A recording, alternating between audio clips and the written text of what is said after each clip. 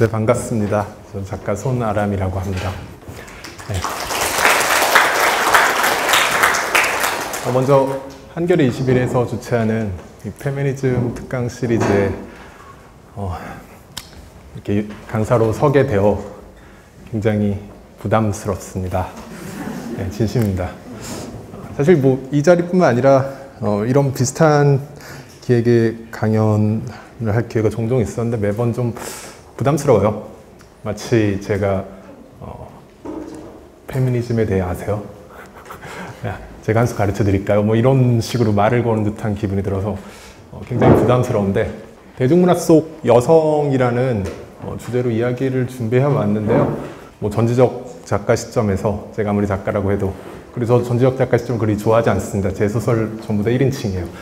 전지적 작가 시점에서 비판적으로 이야기하는 게 아니라 아까 얘기했듯이 자기 성찰을 포함해서 조금 겸허하게 자학을 포함하여 이야기를 해볼 것입니다. 이 자리에서 여러분들보다는 이 자리에서 말할 자격이 조금 된다면 그것은 여성에 대해서 더 잘 알아서가 아니라 창작자로서 대중문화 산업 내부를 좀 더 많이 경험하고 관찰해봤고 그 안에 어떤 프로세스가 있는지를 더 자세히 이야기할 수 있기 때문일 것 같습니다. 매드맥스라는 영화 보셨죠? 매드맥스는 페미니즘 영화인가요? 라고 생각하시는 분은 한번 손을 들어 보시겠어요? 여성이 주체적으로 표현됐기 때문에. 네. 그럼 이것을 페미니즘 영화라고 보기는 좀 어렵지 않을까라고 생각하시는 분도 있나요? 저는 개인적으로요, 이 질문 자체가 좀 함정이라는 생각을 많이 해요. 얘기하신 것은 굉장히 맞습니다. 매드맥스는 헐리우드 영화, 특히 이 메인스트림 블록버스터 영화에서는 보기 드물 만큼 여성 인물의 역할을 조정하려는 노력이 보인, 여성 인물의 어떤 주체성을 강화하는 역할 재조정을 한 영화예요. 그것 자체가 페미니즘 텍스트로 쓰이는데 아무런 문제가 없습니다. 매우 가치가 있죠. 다만 굳이 저는 여기에다 이름을, 이 영화 자체를 페미니즘이냐 아니냐로 붙이는 것은 굉장히 좀 소모적이라는 생각이 들었어요. 이를테면 이런 질문 해볼 수 있거든요. 그렇다면 왜 이 영화의 제목은 매드 퓨리오사가 아니라 매드맥스인가? 왜 3부작으로 기획된 이 영화는 맥스라는 남성이 유랑하면서 마주친 여성들을 보여주는 시리즈로 기획되었는가? 여전히 여성 인물의 주체성이 강화되어 있음에도 불구하고, 그건 우리가 서사를 가지고 이야기하는 거고, 산업 자체로 보면은 여전히 남성 주인공의 일대기였을 때 최소한의 이 영화의 그 일종의 상업적 지대 같은 게 확보된다는 뜻이거든요. 1979년에 위에는 매드맥스 원작이고요. 2015년 리메이크된 작품인데, 두 여성 주인공을 보면은 1979년의 원작에서의 여자 주인공은 저 분노의 도로 위에서 끊임없이 비명을 지르면서 도망다닙니다.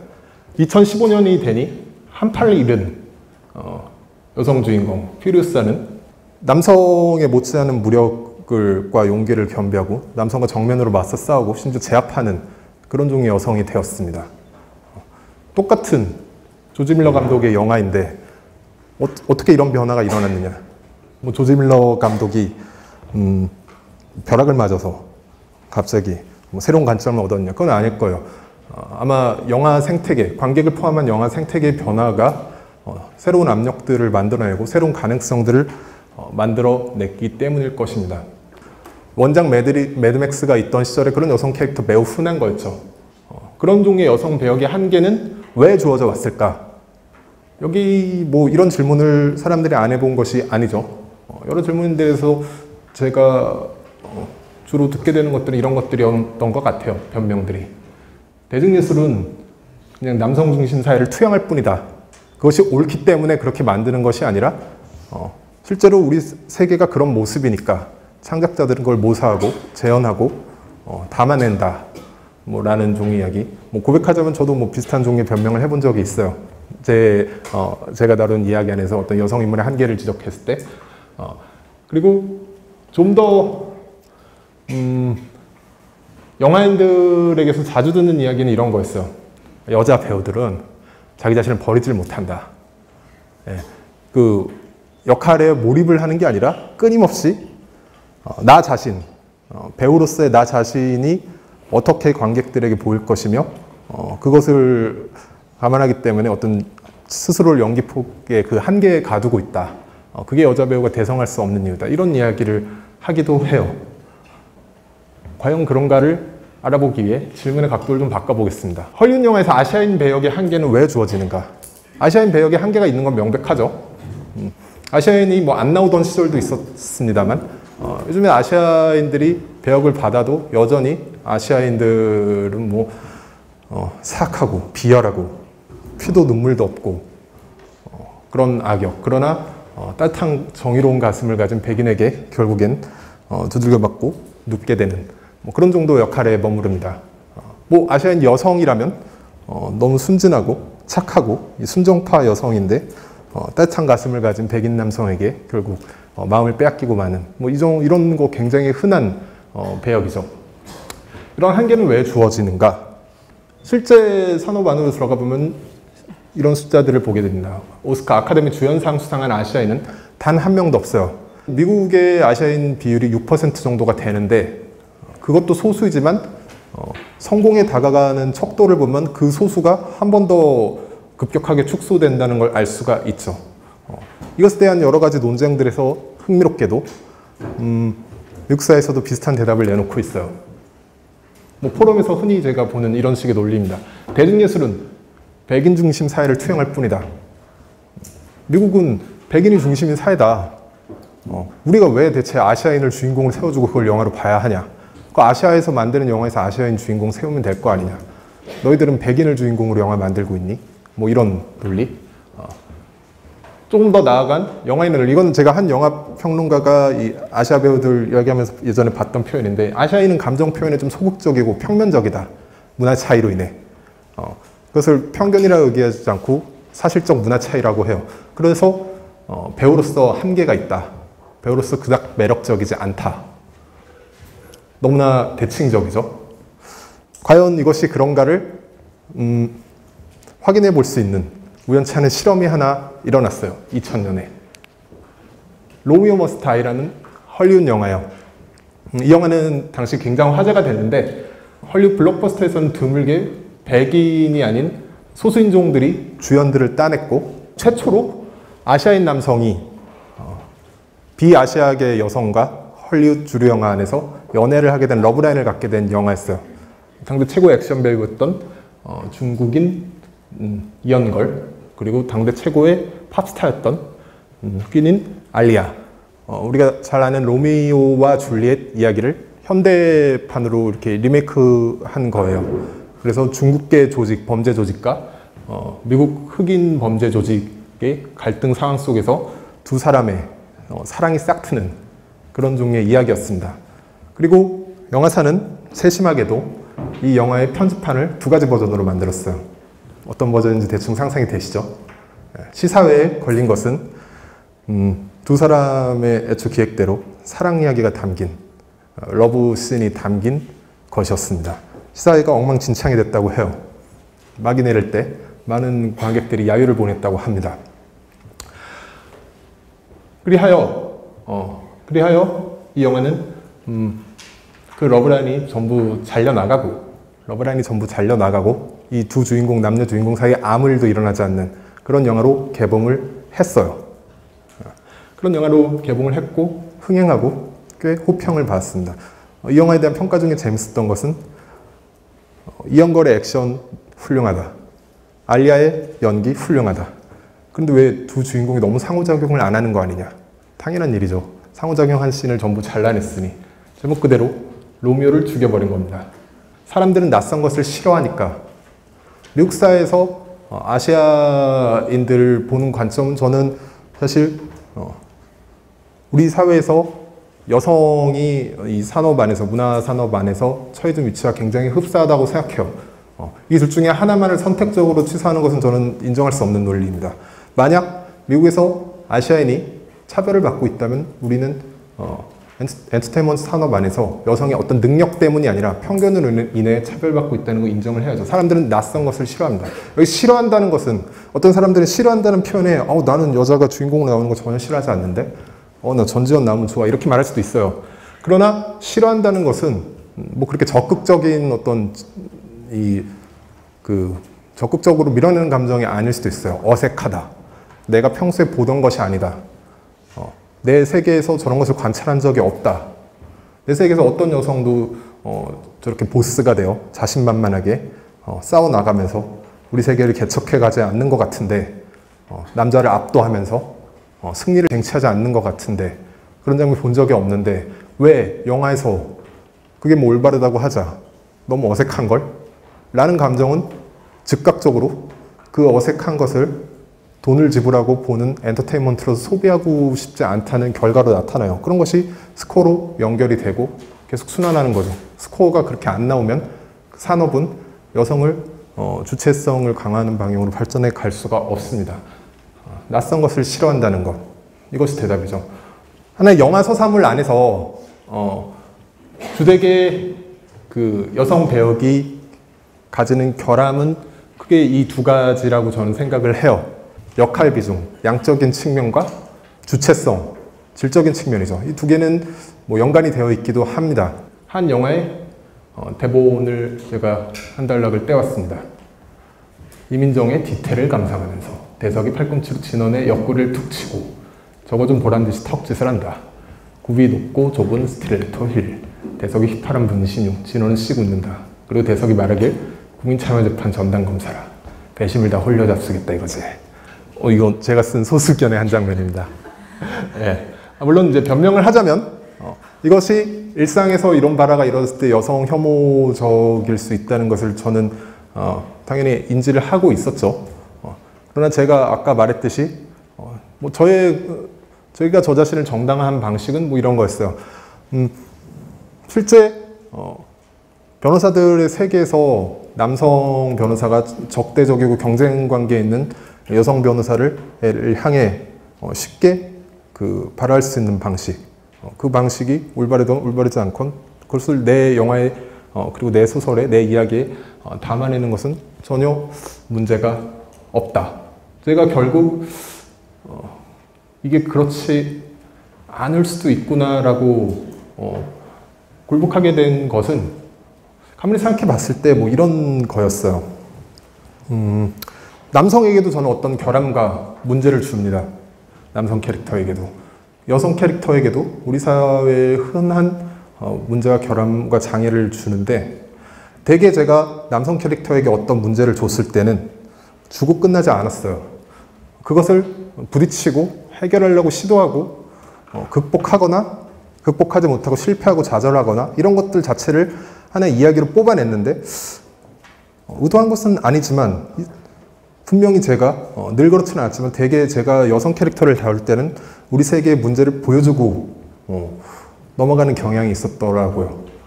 이야기 안에서는 살인도 일어나고 내가 살인도 저질러 보고 이야기 안에서 전쟁도 일으켜보는데 여성 혐오만 비판받더라.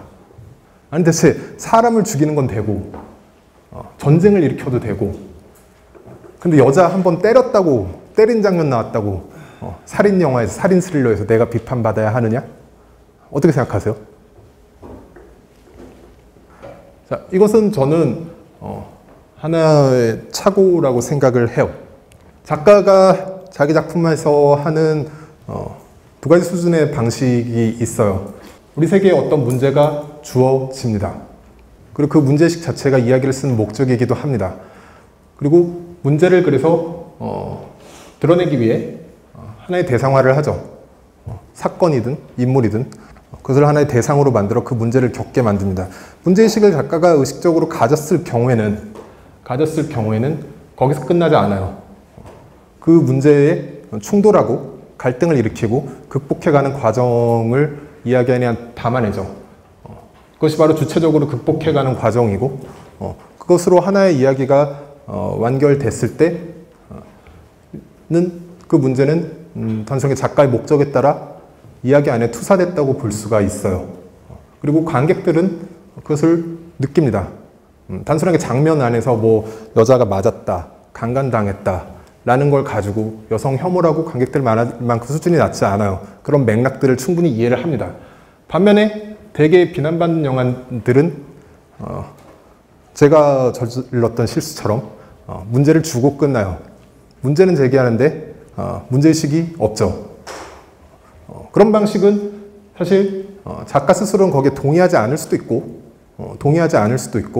반대할 수도 있지만 사실은 결과적으로 대상화에서 끝나고 우리 세계의 문제를 제기하는 게 아니라 그 문제를 영화 안에서 한 번 더 재생산하고 강화하는 결과를 불러일으켜요. 작가가 문제의식을 드러내지 않으면 자연스럽게 관객도 문제의식을 쫓아가지 않거든요.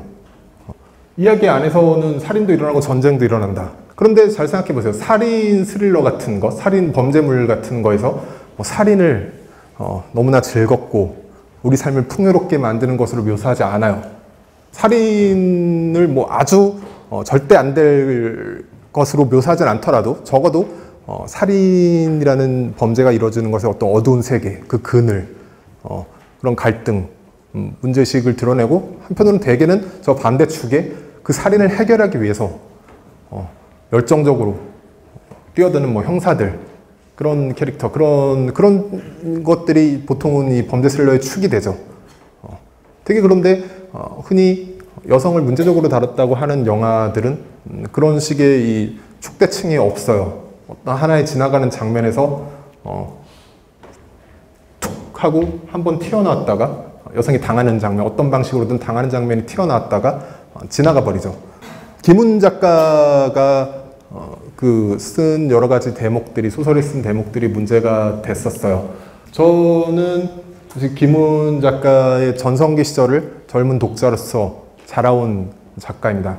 그래서 모든 글을 다 읽고 감탄하기도 하고 어떤 문장들에 배우기도 하고 한편으로는 그의 세계관에서 제가 받아들일 수 없는 어떤 배타적인 부분들을 적대하기도 하고 극복하려고 노력하기도 하고 아마 제 세대의 많은 작가들이 그랬을 거예요. 한 시대를 풍미한 작가들은 되게 다른 젊은 작가들에게 그런 영향을 미치죠. 김훈 작가의 수사 전략은 굉장히 분명한 측면이 있어요. 세계관 자체가. 세계관은 김훈 작가의 세계관 안에서 주요한 특징은 아주 커다란 힘 앞에 무력화되는 우리 세계의 모습, 그런 허무주의를 그린다는 거예요. 그 커다란 힘은 뭐 권력일 수도 있고 전쟁일 수도 있고 그냥 젊음 앞에 무력화되는 그 노년의 삶일 수도 있고 많은 것들이 그렇습니다.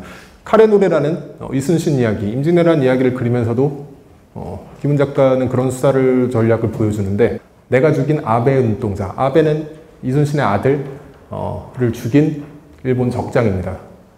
내가 죽인 적장 원수의 눈동자와 아베가 죽인 이면, 내 아들의 젖냄새와 적에게 끌려가 죽은 여진의 젖국 냄새. 여진은 이순신이 마음을 주었던 관계예요.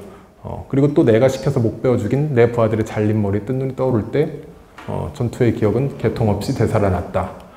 김훈이 전쟁을 묘사하고 전쟁 안에서 어떤 허무해지는 인간사를 묘사하는 방식은 우리가 일반적으로 우선순위를 둔 가치를 무너뜨리는 방식이에요. 적의 생명력 그리고 아들의 생명의 가치를 동등하게 교환해버리고 그걸 구분할 수도 없을 만큼의 그 엉망진창의 상황인 거죠. 그리고 자기가 마음을 주었던 여성에게서 적국 냄새라는 표현, 아름다운 향기도 아니고 끌림이 아니라 일반적으로 그 혐오에 가까운 표현들을 쓴다. 그런 냄새가 날 수밖에 없는 전쟁의 환경. 그리고 자기가 사랑하는 부하들을 위해서 전쟁을 수행하면서 동시에 자기가 그 부하들의 목을 자르는 상황들. 그런 것들을 말 그대로 개통 없이 섞으면서 어떤 전쟁의 그 난장판 모든 가치들이 무너지는 상황을 이야기하는데 여기서 유독 여성을 다루는 여성 인물에게 그 가치를 무너뜨리는 방식만이 다르다는 것을 알 수가 있어요. 이 칼의 노래에서 거의 유일하다고 말할 수 있는 이순신이 마음을 준 관기를 묘사할 때, 여진을 묘사할 때는 이렇게 묘사하고 있어요. 그 여자의 몸은 더러웠다. 전쟁 중 난리통이라서 몸을 꾸밀 수도 없었고 더러웠고 다리 사이에서 지독한 적국 냄새가 퍼져나왔고 섹스 장면을 묘사하고 있습니다. 그런데 성적 욕망의 반대로 오히려 어떤 지저분함 그리고 기피하고 싶은 종류의 정서가 더 강하죠. 그 모든 것들이 무너진 상황에서 생명력이 가장 최우선적인 가치가 아니라 일종의 생식적 매력을 더 우선하게 두고 그것이 무너지는 순간 오히려 이 관기는 자기 목을, 자기 생명을 베어달라고 이야기를 하는 대목입니다. 전쟁의 모든 가치들이 허무하게 붕괴된 상황을 다루고 전쟁이 아닌 경우에도 김은혜 세계관 안에서는 전체적으로 그런 접근을 하고 있음에도 불구하고 사실은 가치의 우선순위를 다르게 두고 있어요. 남성의 경우에 그것은 목숨, 사회적 평판, 사회적 권력 이런 것인 반면에 여성의 경우에는 사실 생식 능력에 가까운 관점을 갖습니다. 그것이 붕괴되는 처참한 상황. 저는 적국 냄새보다 사실 더 심한 표현이 나오고 목을 베는 것보다 더 심한 상황이 벌어질 수 있어요. 하나의 이야기 안에서. 그러나 전체적으로 김훈 작품에서 사실 걸리적거릴 수 있는 부분은 그런 것보다는 오히려 그 자신의 세계관 안에서 갖는 맥락을 차별적으로 사용하고 있다는 것인 것 같아요. 그리고 이것은 저는 매우 무의식적인 결정이었을 거라고 생각을 합니다. 무의식적으로 남자의 신체를 다룰 때는 목이 달아나는 상황, 하지만 여자의 신체를 다룰 때는 성기와 관련된 표현 이런 식으로 결정하지는 않았을 거라고 생각합니다. 하지만 작가 자신이 바라보는 세계 안에서 남성과 여성을 바라보는 주요한 관찰과 사고의 결과가 작품을 쓰는 데서 선택의 과정에서 노출이 되고 만 것이죠. 제 주변에서 스스로 페미니스트라고 정체화한 남성 작가들도 창작물을 다루다가 그렇게 불쑥불쑥 튀어나오는 자기 세계에 길들여진, 자기 경험 안에서 길들여진 그런 실수들을 하곤 하거든요. 어쩔 수가 없어요. 작가도 사회 안에서 성장하고 하나의 작가가 관심사를 선택하는 것조차도 사실은 작품에 들어가기 전에 그의 관심사가 형성되는 과정 자체도 사실은 사회 안의 편견에 갇힐 수밖에 없습니다. 제가 감탄하면서 본 드라마예요. 미국 드라마인 굿 와이프입니다. 한국에도 리메이크가 됐죠. 이 이야기는 아주 유능한 여성 변호사가 남성 정치인과 결혼을 하고 그 정치인의 창창한 미래를 위해서 이제 전업주부를 택해요. 자기 직업을 버리고. 그리고 이 남자 정치인은 승승장구를 했는데 그런데 결국에는 이 섹스 스캔들이 터져서 아내 몰래 섹스 스캔들이 터져서 정치인으로서도 파멸하고 당장 이 집안은 생계가 위협을 받습니다. 그러자 집안을 먹여 살리기 위해서 여성은 15년 동안 안 하던 변호사 짓을 다시 시작하죠. 그러나 15년을 쉬었으니 아무도 자기를 받아줄 게 아니니 자기를 한때 짝사랑했던 남자를 찾아가서 그 남자의 로펌에서 일자리를 얻어내요. 많은 실수도 하고 그러면서 점차 성장해 나갑니다. 그래서 다른 여자 변호사들에 연대하기도 하고 경쟁하기도 하고 배신당하기도 하면서 성장하여 결국에는 자기 남편이 원래 있던 자리인 정치인의 자리까지 성장해 가는 서사예요. 이 드라마의 작가는 스스로 페미니스트이고 그 목적으로 그것을 대중서사 안에서 구현해가는 목적으로 이 드라마를 썼다고 밝힘에도 불구하고 재밌다는 거예요. 정말 그 자체로 흥미진진, 자극적이고 재밌다는 겁니다. 어떤 숭고하고 우리 대중서사 안에도 여성 인물이 어찌해야 되고 페미니즘이 어찌해야 되고 이런 이야기를 다 하기 전에 그냥 재밌는 거예요. 저는 생각해 보니까 그렇더라고요. 여성 인물을 사람들이 주체적인 역할을 하는 게 어색하다고 느끼는 그 두려움들, 창작자가 갖는 두려움들이 사실은 편견일 수도 있겠다. 왜냐면 약자인 여성이 이 작품에서 약자로서 여성이 싸워가는 방식 그렇게 숭고하지 않아요. 여성의 싸움이 얼마나 숭고하냐를 그린 데는 전혀 관심이 없습니다. 때로 살아남기 위해 비열해지기도 해야 되고 타협도 해야 되고 그러나 우리가 흔히 말하는 파무파탈은 아니에요. 파무파탈은 사실 그 자체도 좀 대상화되어 있죠. 그 자체의 매력, 남성이 봤을 때 나쁜 여자가 가질 수 있는 어떤 매력적인 이미지가 그 안에 들어있다면 이 여자 캐릭터는 그 자체로 굉장히 입체적입니다. 실제 우리가 약자로서 이 세계에 살아남기 위해 할 수 있는 많은 상황들을 보여주는데, 생각해보면 그 서사 자체가 바로 대중서사입니다. 남자가 주인공인 영화도 생각해보세요. 마찬가지예요. 남자 주인공이 무슨 먼치킨으로 처음부터 적이 없이 시작하지 않아요. 상대적 약자입니다. 적대 세력이 훨씬 더 강하죠. 그리고 그 적대 세력을 극복하기 위해서 사용하는 모든 방식, 선량한 방식도 있지만 망가지기도 하고 비굴해지기도 하고 비열해지기도 하고 사악해지기도 하는 입체적인 인간성 자체가 사실은 성공적인 대중서사잖아요. 어떻게 보면 여성이 사회에서 생존하고 쌓아나가는 방식을 자체가 그 자체를 정면으로 다룬 거잖아요. 뭐 어떤 상징을 쓰지도 않았고 그 자체를 정면으로 다루는 것 자체가 충분히 대중적인 서사였구나 라는 깨달음, 저는 사실 좀 자학하면서 봤어요. 이 사실까지는 저도 알고 있었고 소수 의견 안에서도 여성 소셜사의 여성 전문가, 여성 전문직, 여자 검사, 여자 기자들이 처할 수 있는 어떤 상황들을 설정했음에도 불구하고 그것 자체가 하나의 대중서사로서 이야기가 될 거라는 가능성을 발견하지 못한 거죠. 마치 그런 느낌이었어요. 남이 만들어서 이렇게 히트친 발명품을 보면서 나도 저 생각했었는데 왜 저걸 제품으로 만들 생각은 못했지? 여러분들 이 드라마는 다 아실 거예요. 드라마 역사상 가장 히트했다는 왕자의 게임. 굉장히 더욱 흥미로운 사례인 것 같아요. 판타지 세계관, 그리고 굉장히 야만적인 세계를 그리고 이 야만적인 세계에서 중세의 암흑기를 모티브로 한 야만적인 세계에서는 여성은 어떤 몸뚱아리로 거래되는 상품일 뿐이고 가문 대 가문으로 거래되고 아기를 낳는 기계처럼 취급되는 그런 사회에서 여성이 당할 수 있는 모든 종류의 학대와 과학적인 상을 다 보여줌에도 불구하고 거기서 생존하기 위한 여성들의 여러 가지의 잔꾀도 있고 타협도 있고 사악한 짓도 있고 때로는 어떤 용맹함, 신의 선택을 받은 행운, 이 모든 것들이 겹쳐서 왕자의 게임의 왕자에 접근해가는 최종적인 후보들은 결국 전부 다 여성이 됩니다. 근데 그 과정 자체가 이걸 보면서 어떤 어색함이나 불편함을 느꼈을 남자 팬은 아무도 없을 거예요. 남자들이 훨씬 더 좋아하는 드라마죠.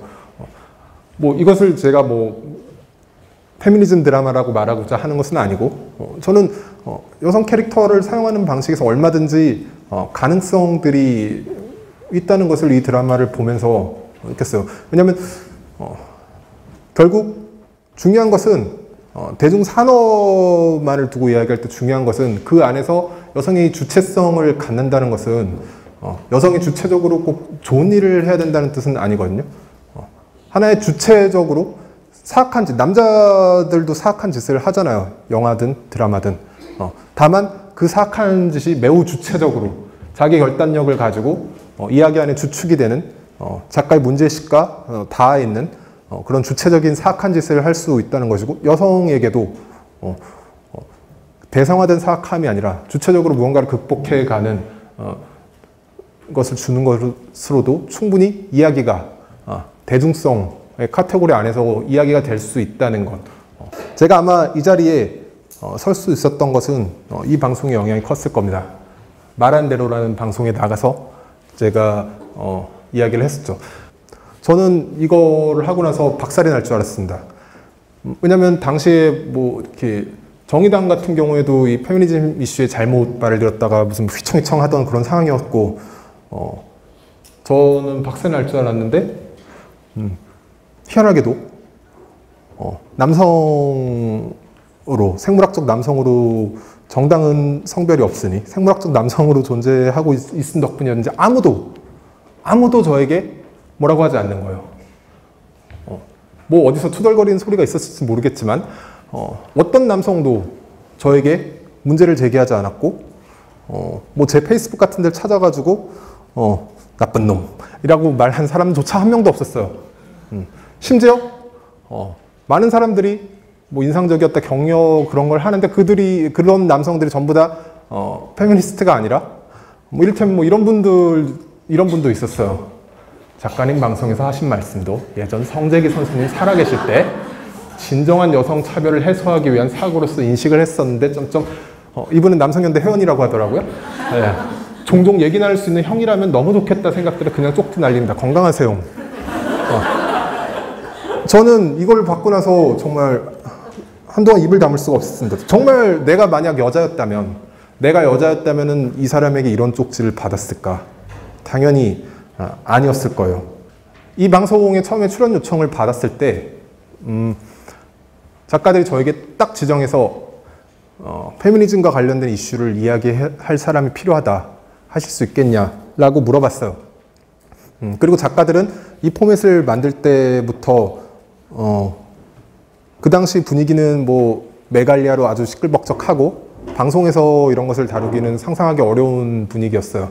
그러나 이 프로를 만들면 자기들은 그것을 다루고 싶다라는 결심을 했었다고 해요. 그런데 저는 제안을 받았을 때 바로 거절했습니다. 제가 거절한 이유는 아니 방송 최초로 페미니즘을 이야기한다면서 왜 남자인 나한테 그걸 시키냐. 그걸 여자가 해야 맞지. 난 다른 걸로 이야기하게 해달라. 라고 하고 제가 그래서 다른 원래 주제로 준비를 했거든요. 뭐 청년 노동에 대한 주제로 저는 준비를 했는데 회의를 들어가 보니까 페미니즘 쿼터가 사라져버린 거예요. 작가들 말로는 이것은 남성 스피커가 하지 않으면 여자 출연자는 보호할 수가 없고 이 방송도 보호가 안 된다. 이 방송은 어느 정도 스스로 페미니즘에 관심을 가지고 그것을 위해 노력하는 여성 작가들이 만든 방송이었는데 성비는 4대 1이었어요. 이것은 평균적으로 TV에 나가는 예능 프로로서 아주 나쁜 성비가 아닙니다. 무한도전 같은 경우도 그렇고 뭐 여기서 남자가 전부거나 홍일점으로 여자 한 명이 껴있거나 보통은 이 정도 성비입니다. 자, 영화 산업으로 돌아와 보면은 이 숫자가 성배예요. 이거는 어떤 숫자인지 아세요? 한국 영화 역대 흥행 1위부터 10위까지 개봉한 영화에 출연한 남자 주연과 여자 주연의 성비입니다. 많은 여자 배우들이 이것에 대한 어마어마한 불만과 위협을 느끼고 있습니다. 실제 보이는 데서든 보이지 않는 데서는 이것을 토로해요. 왜 우리를 위한 자리가 이렇게 없는 것인가? 왜 남자 주인공들 널렸는데 여자들은 좋은 영화에 좋은 역할 출연하기가 이렇게 어려운 것이며 여자 대배우라는 뭐 김혜수쯤 되는 여자 대배우는 늘 그 맞상대로 파릇파릇한 요즘 막 잘 나가는 남자 주인공과 동급으로 출연하게 되는가 이런 것들에 대한 불만이 굉장히 심하죠. 제가 어떤 영화사에서 준비 중인 그 각본을 좀 모니터링해서 평가를 해달라고 받은 적이 있었어요. 매우 훌륭한 각본이었습니다. 보통은 영화 시나리오 작가들이 이 시나리오에 쓴 문장이 스크린으로 안 나가니까 문장 굉장히 대충 써요. 뭐 맞춤법도 하나도 막 안 맞고 전혀 이렇게 좀 보기 껄끄러울 만큼의 문장을 구사를 하는데 이 작품은 소설 쓰듯이 굉장히 정갈한 문장을 구사했고 이야기도 굉장히 매력적이었고 모든 주인공이 다 여자였어요. 상업영화인데 모든 주인공이 다 여자여서 훌륭했다는 게 아니라 모든 주인공이 여자인데도 불구하고 뭐 대중서사물로서 잠재력이 있어 보였습니다. 그래서 저는 훌륭하네요 하면서 뭐 영화를 좀 각본을 칭찬하는 그런 걸 보냈고 시나리오가 영화계에 돌기 시작하자 많은 여자 배우들이 당연히 탐을 냈습니다. 각본이 투자사로 넘어가니까 투자사에서 그런 요구를 했다고 하더라고요. 첫째, 남자 주인공 하나 필요하다. 그리고 둘째, 여자 주인공이 이렇게 많은데 노출이 없다니. 흥행을 위해서는 그 두 가지가 필요할 것 같다 라고 해서 각본이 그렇게 조정이 됐어요. 그러자 무슨 일이 벌어졌냐면 그 많은 이 각본을 탐내던 여자 배우들이 관심 식어버리는 거예요. 노출 있는 각본이라는 이유만으로. 그게 뭘까요? 여자 배우들이 보수적이라서일까요? 여자 배우들은 너무나 보수적이라서 우리 같은 시민들은 수영장에서 가서도 노출을 하지만 여자 배우들은 뭐 노출을 꺼려하는 그런 건 당연히 아니겠죠. 그것을 거절할 수밖에 없는 이유는 영화의 흥행에는 도움이 될지 모르겠습니다. 그러나 거기 출연하는 여자 배우의 노출은 그 여자 배우의 수명을 사실은 단축시켜요. 관객들, 특히 남성 관객들이 스크린에서 보는 여자 배우들한테 순결 이데올로기를 굉장히 강하게 투사하는 경향이 있어요. 그것을 실제로 자기는 손가락 하나 잡아볼 수 없음에도 불구하고 스크린으로 만져도 그건 만지는 게 아니죠. 그럼에도 불구하고 노출을 기준으로 순결성을 잃었다를 판단을 합니다. 그리고 만약에 일정 이상의 노출을 한 여자 배우가 그 다음 영화에서 전혀 다른 역할을 하게 되면 받아들이지 못하는 경향이 있어요. 그것을 제작자들은 누구보다 피부로 느끼고 노출을 한 여자 배우들을 굉장히 꺼려합니다. 캐스팅할 때 실제 그런 이야기 너무 많이 들어요. 저 이야기가 일단 몇 개 나온 다음에 이 여자 배우 뭐가 매력적이고 한 다음에 혹시 노출하지 않았어? 이런 것들. 그것들이 받아들일 악영향을 굉장히 그것들 때문에 생겨날 악영향을 굉장히 두려워하는 거죠.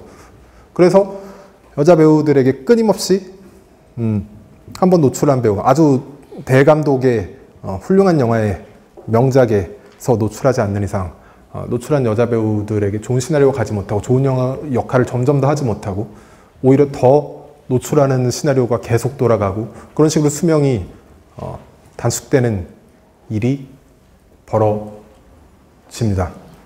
전망 좋은 집이라고 해서 곽현아 씨가 주연을 했는데 곽현아 씨 코미디언이었지만 코미디언이 되기 전에 연극 활동을 했고 본인 스스로는 배우가 정말 되고 싶었던 사람이에요. 그러나 코미디언이 한 번의 배우로 영화 배우로 점프하기가 너무 어려운 상황이니 많은 것들을 숙이고 이 전망 좋은 집에 이라는 영화에 출연을 했어요. 곽현아 씨는 그 당시까지만 해도 충분히 어느 정도 몸값과 개런티가 있는데도 불구하고 단순하게 영화 배우로서의 입봉을 하기 위해서 400만 원이라는 말도 안 되는 개런티를 받았는데 제작사는 그거를 노출 포인트로 홍보를 해서 10억의 매출을 올렸죠.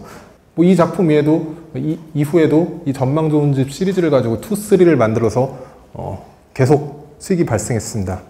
곽현아 씨가 이 영화에 출연할 때 당연히 뭐 400만 원을 받고 모든 노출을 원하지 않았어요. 실제 여자 배우들이 하나의 영화에 출연할 때 비키니 계약이란 것들을 많이 합니다. 비키니 차림 이상을 노출하지 않는 것. 그것 이상을 노출하게 됐을 경우에 남성 관객들에게 순결을 잃었다고 판단되는 그런 상황이 발생할 수 있는 거죠. 그래서 구두상으로 그것을 합의를 했으나 뭐 뒤태 정도를 찍기로 하고 그리고 촬영상에서는 뒤태를 찍기 위해서 모든 이 노출을 한 상태로 카메라를 돌리되 편집에서 결국에 그거 비키니 차림 이상의 노출을 하지 않기로 약속을 했다고 해요. 뭐 극장에는 그렇게 걸렸으나 VOD로 넘어가면서 감독과 영화사가 이 약속을 깨고 전라가 드러난 판을 내보냈고 그것을 홍보 포인트로 삼았습니다. 법원에서 판결은 왜 만약에 저걸 정말 거부하고 싶었다면 애초에 카메라 돌리는 걸 왜 허용했냐였어요. 저는 그것은 판사가 이 일의 심각성 자체를 인지하지 못했다고 생각해요. 만약 정말로 내보내고 싶었으면 400만 원을 받는 것은 말이 안 됩니다. 가끔 전라하는 배우들 있죠. 자기 커리어를 걸고 그런 선택을 할 때 400만 원을 받고 할 여자 배우는 없어요. 터무니가 없습니다. 그럼에도 불구하고 단순하게 촬영할 때 카메라가 돌렸다는 것만을 기준으로 무죄 판결을 냈고 지금도 네이버에서 곽현아를 검색하면 곽현아 노출이 5년이 지난 지금까지 따라다니고 있어요. 이것이 여자 배우들이 겪을 수 있는 현실이에요. 근본적으로 저는 우리 소비자들도 역할을 할 수 있지 않을까 하는 생각을 해요. 우리 문화라는 걸 전체 생태계로 본다면 만드는 사람만이 모든 것을 결정하지 않거든요. 그것을 보고 평가하는 사람들의 시선과 목소리가 사실은 하나의 압력을 형성을 하죠. 바꿀 수 있을까? 전 당연히 바꿀 수 있다고 보고 실제로 바꾸고 있다고 생각을 합니다. 소비자로서 내가 투덜투덜 거려봐야 저 거대한 천만이 뻑하면 천만 터지는 영화 산업의 창작자, 영화, 그리고 이 시대의 선생님으로 모셔지는 소설가들, 전 세계를 호령한다는 케이팝, 우리가 이런 걸 바꿀 수 있겠어라고 생각할 수 있지만 그 징후적인 사건은 저는 이거였던 것 같아요. 아수라라는 영화. 누가 봐도 흥행할 수밖에 없는, 모든 사람들이 어마어마한 흥행을 점쳤던 영화예요. 충분히 흥행할 만했어요. 그런데 아무도 예상한 만큼 흥행하지 못했습니다. 누가 예상한 만큼도 흥행하지 못했고, 그걸 저지한 전 장애물은 이 영화에 불평하는 목소리들이 나오기 시작했다는 거거든요. 그런데 그 불평하는 목소리는 이런 거였죠. 언제까지 이런 영화, 언제까지 너희들 즐기라고 만든 영화를 우리도 즐기라고 할래라는 여성들의 목소리였거든요. 그 목소리는 사실 영화에 대한 내재적 평가는 아니었을 수 있어요. 산업을 향해 곧바로 다이렉트로 낸 목소리였다고 저는 생각을 합니다. 만약 우리 한국 영화가 충분한 정도의 다양성을 가지고 있었다면 뭐 그래, 이런 영화 너희들 봐라 라고 하고 넘어갈 수 있었겠죠.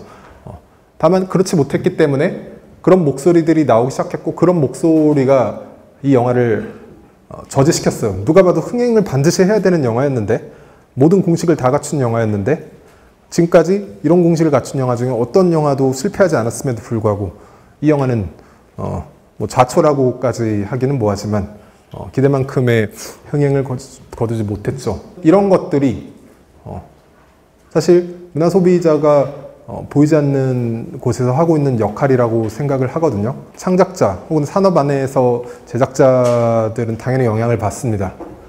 더 이상 이런 아니라는 공식, 내가 옳다고 생각하지도 않았지만 된다고 생각했기 때문에 취해왔던 공식들 고집할 필요 없구나. 사실 해방되는 거죠.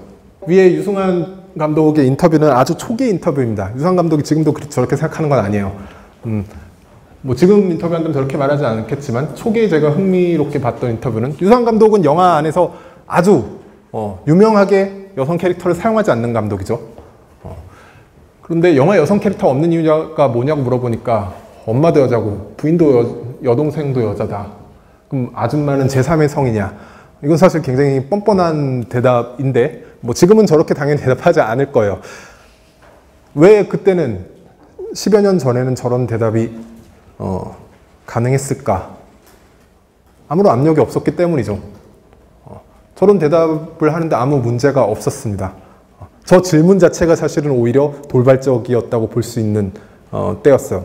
김은 작가, 최근에 논란이 일어나고 나니까 이렇게 얘기했더라고요. 내 소설에는 여성이 거의 안 나오거나 중요한 역할을 하지 않아요. 여자가 나오면 쓸 수 없어요. 너무 어려워요. 여러분들이 보기에 이 인터뷰는 충분하지 않아 보일 수 있어요. 그러나 제가 알고 있는 김은 작가 입에서 이 정도 무릎을 꿇는 거는 거기서 정말 대단한 일입니다. 저는 이런 말 하는 거 보게 될 날이 올지 몰랐어요. 제가 과거에 이제 여성에 대한 김은 작가 인터뷰들도 굉장히 많고 여러 텍스트들이 많은데 이런 것을 하는 건 거의 개가천선급이에요. 더 이상 변신이 필요 없어 보이는 노년의 자기 자리가 확실한 작가조차도 한 세계에서 변화된 구조와 압력들을 느끼기 시작한다는 거예요. 이들만 탓하는 건 뭐하니 저의 경우를 좀 볼게요. 자, 2010년에 소수견을 소설로 쓰고 나서 한 여성 평론가가 저에게 이런 말을 했었어요. 소설의 여성 캐릭터가 왜 다 그 모양이냐? 왜 그렇게 한계가 있냐? 왜 이렇게 여자 캐릭터에게만 한계를 주는 거냐? 라고 물었을 때 저는 그냥 이렇게 대답했습니다.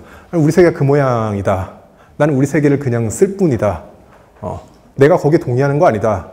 나는 그 모양으로 여성들이 이렇게 주변화된 세계에 대해서 쓸 뿐, 아무 고민도 걱정도 없이 저런 대답을 할 수 있었어요. 저는 사실은 페미니즘을 굉장히 가까이서 경험할 수 있었고 경험해온 사람이기도 합니다. 1990년대 후반에서 2000년대 초반까지 페미니즘이 굉장히 강하게 많은 사람들의 관심을 받던 시기에 대학을 다녔고, 그 시기에 가까운 데서 페미니스트들을 교류하고 배우기도 했고, 제 세계 안에서 저의 윤리관은, 의식적인 윤리관은 가졌음에도 불구하고 사실은 창작의 세계로 건너왔을 때 그런 종류의 압력이 느슨해지자 저조차도 그렇게 작품 안에서 저를 검열하지 않고 남성으로서 내가 보는 내 앞에 펼쳐진 관점들과 성비들과 그런 것들을 그냥 작품 안에 아무런 조정의 고민이 없이 넣을 수 있었던 거예요. 거의 부지불식간에. 굳이 그것을 검열할 이유가 없었으니까. 2016년에 한국일보에서 그 한국 문학의 이제 여성 혐오라는 주제로 특집 기사를 냈는데 거기에 대해 이제 논란이 일었을 때 저는 이렇게 말할 수 있었어요. 여성을 대상화하는 것보다 주변화하는 거야말로 한국 문학의 치명적인 장애인데 이게 얼마나 극복하기 어려운 것인지는 질환자로서 누구보다 잘 알고 있으니 마루타종 하나로 내 작품을 제공하고 싶다. 이건 뭐 누구에게 잘 보이기 위한 소리가 아니라 진심이었습니다. 제가 이렇게 말할 수 있었던 건 불과 6년 동안의 시간. 당연히 사회적 압력이 제가 뭐 달라진 게 아니에요. 저는 2010년에도 뭐 그렇게 무슨 막 2010년에는 여성 혐오를 하고 다니는 그런 종자는 아니었습니다. 2010년에도 제 머릿속에는 똑같은 것들이 들어있었고 똑같은 환경 안에서 내 말이 내가 세계를 향해 직접 발화할 때는 어떤 것들이 문제가 됐는지 알고 있었음에도 불구하고 창작의 세계로 들어가는 순간 주어지는 그 수많은 관용과 자유로운 분위기, 소비자들의 관대해진 그 압력이 느슨해진 그 환경 안에서는 내 고삐를 풀 수 있었다는 저는 경험을 했고 아마 지금의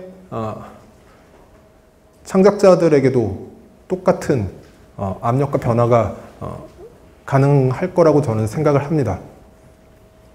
아마 여러분들이 저를 바꿨듯이 지금 도저히 구제불능처럼 보이는 다른 창작자들도 저는 바꿀 수 있을 것이라고 확신합니다. 바꿔주세요. 감사합니다.